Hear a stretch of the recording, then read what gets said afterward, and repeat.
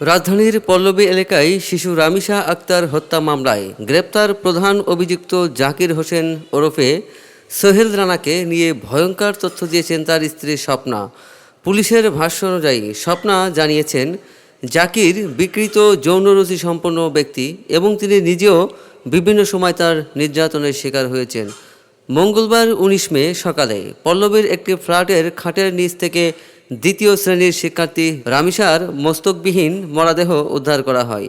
পরে বাথরুম থেকে উদ্ধার করা হয় শিশুটির বিচ্ছিন্ন মাথা। নিহত রামিসা স্থানীয় একটি স্কুলের দ্বিতীয় শ্রেণীর ছাত্রী ছিল।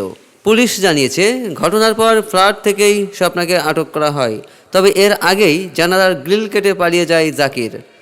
পরে তথ্য প্রযুক্তির সহায়তায় জানা যায় যে সে নারায়ণগঞ্জ এলাকায় একটি দোকানে বিকাশের মাধ্যমে পাঠানো টাকা তুলতে গেছে।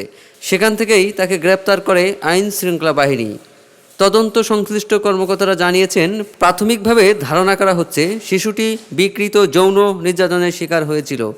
বিষয়টি প্রকাশ হয়ে যাওয়ার আশঙ্কায় তাকে শ্বাসরোধে হত্যা করা হয়। পরে আলামত গোপন ও মরদেহ গুমের উদ্দেশ্যে মাথা ও হাত বিচ্ছিন্ন করা হয় বলে ধারণা পুলিশের।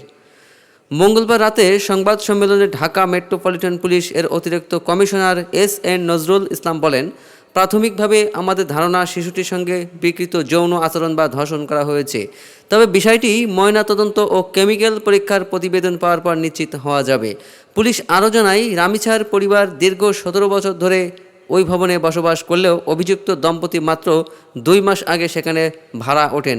ঘটনার দিন সকালে রামিসাকে স্কুলে পাঠানোর জন্য খুঁজতে গিয়ে তার মা অভিযুক্তদের ফ্ল্যাটের সামনে শিশুটির স্যান্ডেল দেখতে পান।